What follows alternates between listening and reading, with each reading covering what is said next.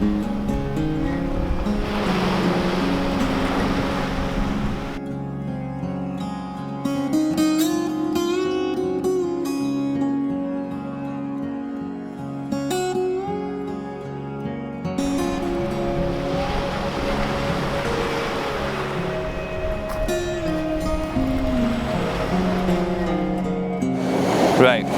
so we're here at Withernsea, North Withernsea, on what they call steps.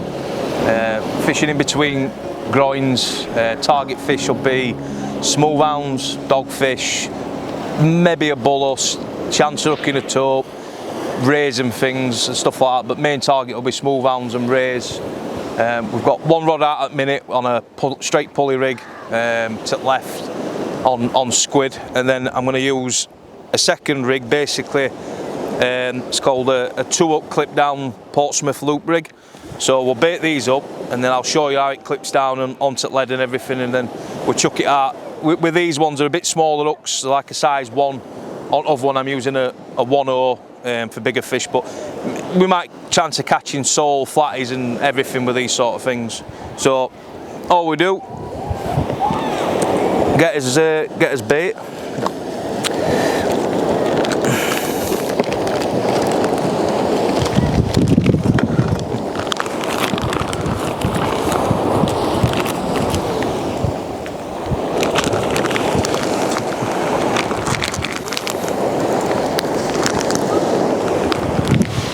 Still a bit frozen, but never mind. All it is just unwashed frozen squid, straight from Mark Tunge.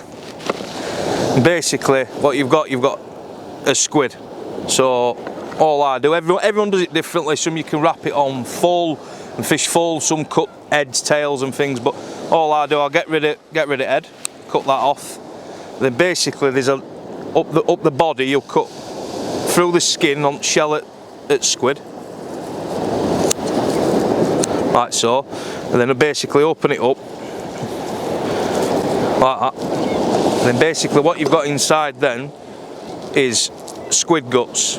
Obviously when these are not as frozen, they are a lot more slimy and stuff, but the reason what we do with these is when that's defrosted, you get like a white milk and it causes like a scent and stuff. So we'll wrap basically this on, and then all we'll do then is I'll just get piece of skin, and I just like to cut like a sliver of skin off just to fold over it and basically wrap that on top of me hook, so when you use your bait elastic it's got something to singe down on. Best thing they ever brought out, these Baitmate Solutions baiting tools, spoons, really good for keeping your hook points clear and stuff. So all we do the bottom one first. Basically we'll hook it on so your hook point is clear on that side, and then basically load up as bait on top of that for what presentation you want. So just fold that onto there, then I'll get my skin, just place him on top of there. All the time you're maintaining your hook point is clear there. And then once we've got that, all we do, bait elastic, get us bait elastic, and basically all we're doing is we're wrapping it around this spoon basically, and that's tying it down to us hook on shanker hook, but it's also lashing round spoon. So although you do it like this and wrap it on, once you've got it on so much and it's actually sat on, what you do then is you slide your hook off, push it down like that, and then basically your hook point's clear here, and then your bait's sat up there. Then all I do then is basically just wrap it on so it's nice and tight. So you don't worst thing you can happen on it, obviously using hooks and we're tied and things moving around, you don't want your bait sliding up and down your lines. So obviously nice and tight, nice little parcels and things. And basically all you do, wrap it and then pull it, and then basically what you end up with then is basically that. So that there's all soft and gooey, so when that goes at bottom, all that's gonna, you get scent off everything and stuff like that. But as I said, your hook point is clear on your line, so if something does pick it up, it'll hook it. So that's what we'll do for squid. As I said, it's a 2-hook loop rig, so effectively when your lead's in your water, that'll be on the bottom with your weight, but then your top rig on your top hook, this one will be wafting around them all. But on that top one there, rather than just using squid, as I said, it's a chance of catching other fish, we use what they call slaps, which is basically black lugworm. This stuff's fresh, but you can use it frozen and everything, but I've picked it up today, so this will be nice and fresh. And get into it. Basically what we've got in effect is something that's that big black lugworms. Obviously, when being small hooks and things, we'll not use them, but the reason they're called slats is that's all soft and everything now, but all stiff. So now that that's all stiff as it is now, what we're doing, get a baiting needle.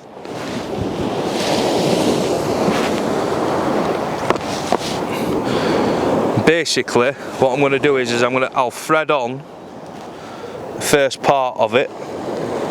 So just through half of it there. So when I get that on there now, we'll push that to the top. Get his hook. He sits in there. Then basically what we do is we thread his worm round onto his hook.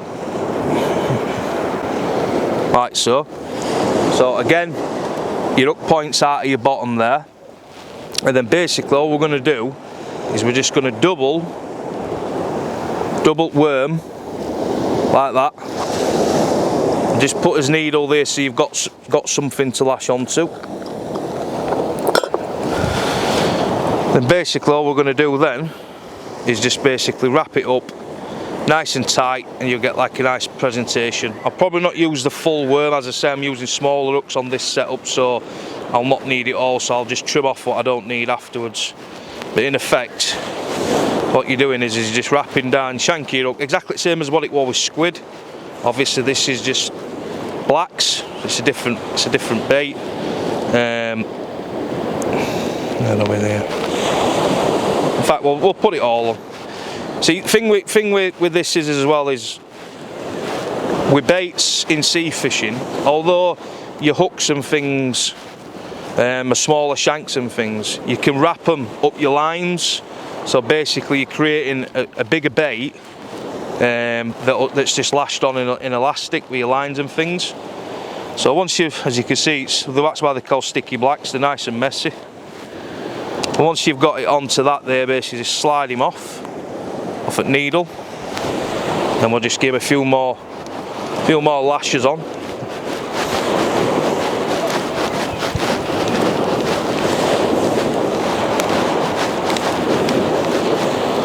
Right, he's good to go. So then basically same again, you've got your hook point showing just there, and then you've got your worms there. Once fish get hold of these, obviously stuff comes off them scent. They'll mush these up, they're a lot softer bait than squid and stuff like that. Nice, yep, that one's on.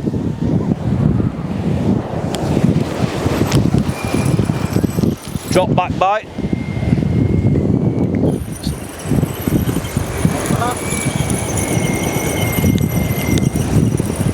Feels like it. If it is, it's not very big, I don't think, but we shall see.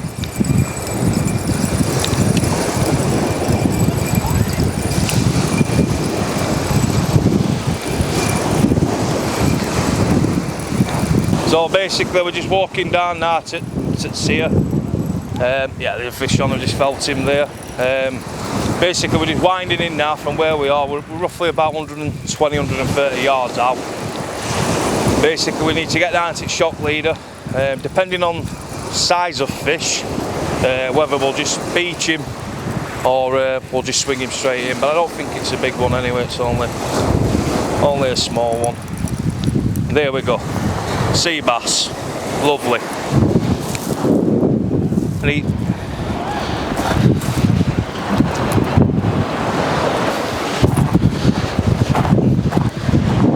so basically, sea bass, lovely eating fish. Unfortunately, they've got to be 42 centimetres to keep them. He might just be about right. One thing you've got to be careful with bass is these here, massive spines, really spiking at back at gill plates, and they will easily cut you. They've had me loads of times that I've paid it backside. Well, there we go, one way of hooking it. So what we'll do, match ruler, we do them in a metre, but these ones here, basically if he's bigger than 42, we've got 1 foot pan. Lay him on. As you can see, that spines, they are absolutely sharp as anything. So lay him down when he's flat. So as you can see,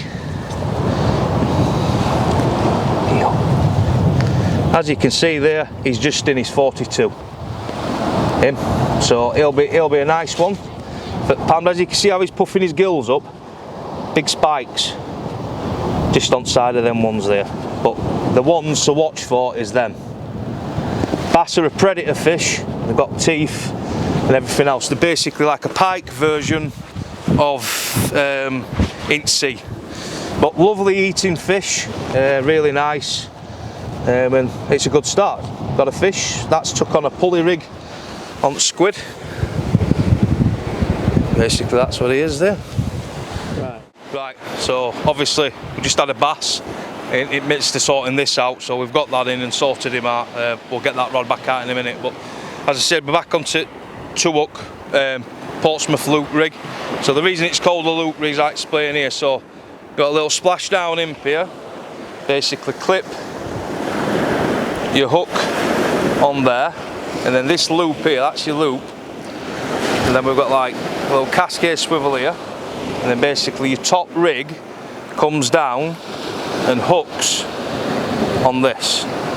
So basically that sits like that. So effectively what happens is you've got that rig tight clip there, and then you've got this rig clipped here, and then you've got your loop. And basically what happens when that hits water, that splashdown clip will flick with pressure at water, and it will release that hook, which will go out that way. But when he releases, makes that loose, that hook then will go that way, and then you're fishing effectively then 2 hooks. So we've got squid on one, blacks on other.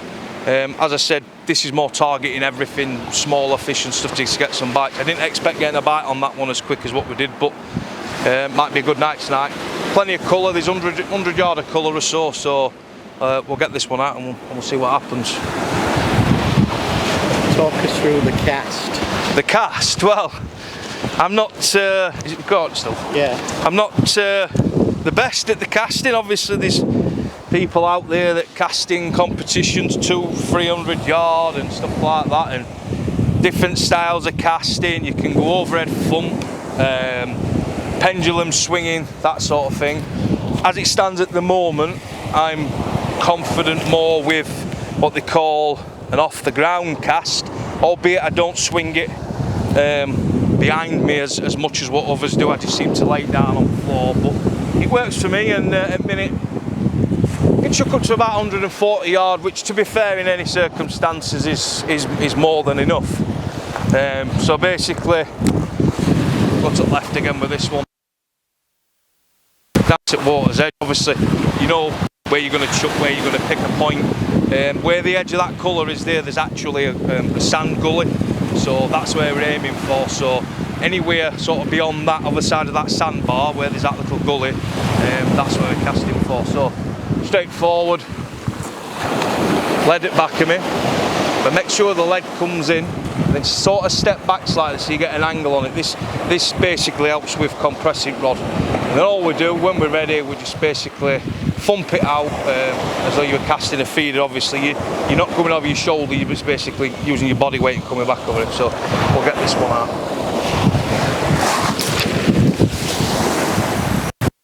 As you can see, straight on edge of colour, perfect. bail arm down, or some people leave it up, and as you walk back you can basically streamline them off and things like that. It's only being a 5-ounce lead, and a bit of tidal pull, it'll be moving around slightly, but we want a bit of tidal pull on it. It always helps on certain things. And all we do is get this rod down on his rod rest.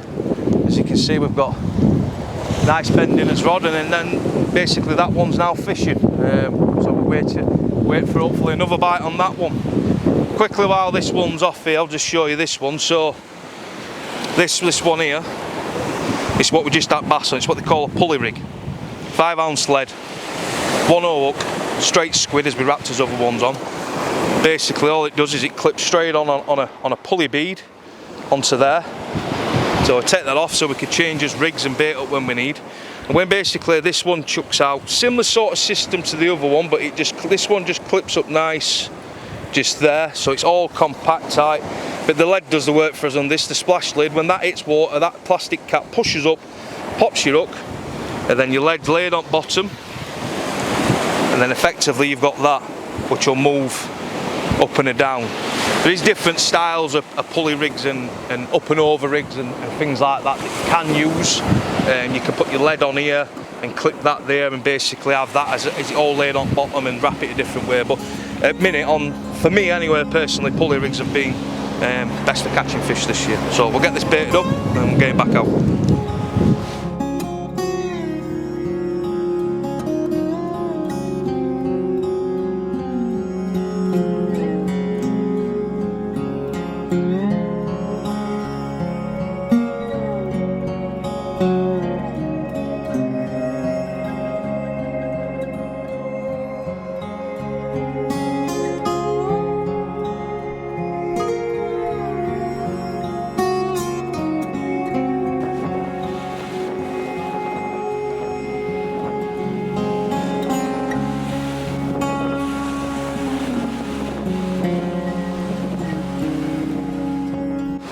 So, got to darkness now, been a bit slow. Top of tide were about roughly an hour ago. It's on way down now, so it's usually the same around here. Slack waters, an hour of slack water, you never really catch much. Sometimes you do, but sometimes you don't. So I'm hoping next sort of hour, 2 hours, we get a bite. Just had a little whiting, a little ting as John Kelly calls them. So caught that on blacks on loop rig on top hook, so might be something staring around, never know. But usually cover of darkness can draw bigger fish and rays and stuff out, so get another couple of hours to see what happens and things like that. But they haven't been catching loads on here over the last week or so. It's had a bit of a stir up with weather and stuff, so just hope to see if we can catch some fish and see where we go from there.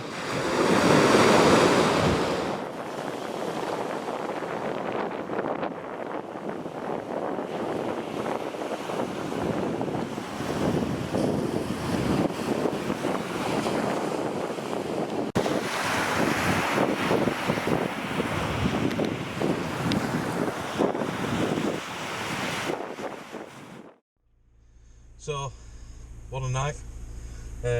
Just finished, packed up. Time I'm on now, I think it's about 11 o'clock, something like that. About 11, isn't it? Initial high tide was 8:15, so we fished basically from about 6:30 up to high water, which is always slow. I expected it to pick up afterwards. We've had one whiting, we've had a couple of missed bites of small fish. It just died.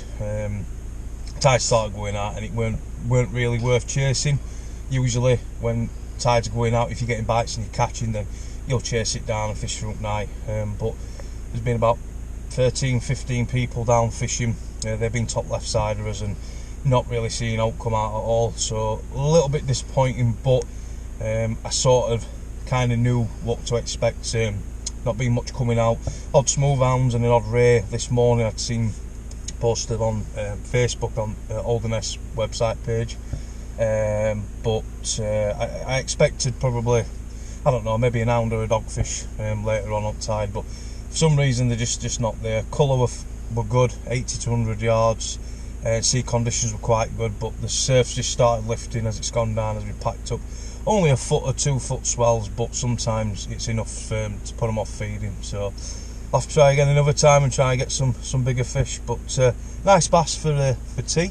Yeah, it's been a great insight for me into a bit of sea fishing. I mean, I've done a bit of crabbing now and then, and done a bit of what else have I done? Mackerelling. No, he chuck a bit. You got a right little pen rod with feathers and that, yeah.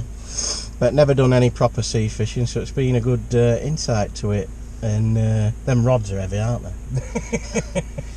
They're not. You get used to I them. like a little 10-foot rod, yeah. mate, you know what I mean? Just plopping it in on a feeder. Like not I like said, them beasts. when I go feeder fishing now and I throw my feeder rods, I feel like I'm going to break them because you get used to throwing 5-6 arm sleds. You need like Hulk Hogan arms, don't you, to chuck them out? Yeah. Bloody hell. It's some people think, oh, 5 ounce sled, you're going to cast it to the moon, but it's not like that, unfortunately. It's quite different. Like I said, my casting's quite mediocre to a lot of these lads that are chucking 175 to 200 yards, and that's a mean feat on its own. So yeah, I've enjoyed it. Tired now though. I'm in bed normally at 10 o'clock. What is it now? 11:30 or something? You normally fish for like 4 in the morning or something, don't you? Yeah. Like I said, tide tonight, it was still light at high tide, so I've stayed on run down for a few hours. Simple reason, because we're into darkness, and sometimes just having cover of darkness can make a difference, especially on this coastline over the last few weeks. But it seems to be at the minute, it's sort of like next week it could change. Everyone could be catching 20-30 smooth hounds and rays and there'll be posts all over the place, and you'll come down and you'll drop on it, and the week after they just move out and they've gone, and that's fishing on here in a minute. But quite surprised to see as many whiting showing as what there is at minute on here. Yeah, because we're getting a lot of taps, and you said that they're the small fish, aren't you? So, but right, we're good. We chucked out first, and we got that bass. So that were good, weren't it? I thought, get ready. You know what I mean? Even lad come down. He'd been up top end, said he'd had one flat. He'd been here all day and not caught no. Yeah. And he didn't believe me. I had to show him fish. Yeah, you were like, let's have a look. Thought I was lying, didn't it? Yeah, I don't know. Maybe a class bit of angling. Well, maybe. Right, well, I hope you've enjoyed this bit of different sea fishing. Probably do it again sometime, and hopefully we'll get a bit luckier and have a few more fish, won't we? Yeah, we might even get John Kelly on the camera. Yeah, John Kelly might make an appearance. He's some sort of sea fishing guru now, isn't he? Everyone looks up to. The Yorkshire Gob, his nickname is. Yeah. He frames every week nearly. He's thereabouts. His famous catchphrase, what we're it now? It's only fishing. It's only fishing. Yeah. But it's not life or death. No. It's only fishing. The beauty of sea fishing is it's enjoyable, it's peaceful, and you have a chance of catching your tea, which we have. Yeah. Mission accomplished. Well, I need 2 or 3 for my tea. You know, you'll be alright, won't you? Bit of supper. Just be one or something. Right, hope you enjoyed it. Thanks very much to Matt for bringing us down here, and nice insight to a bit of sea fishing. So hope you enjoyed that one, bit different, and we'll see you soon. Yep, catch you later. Keep on bagging.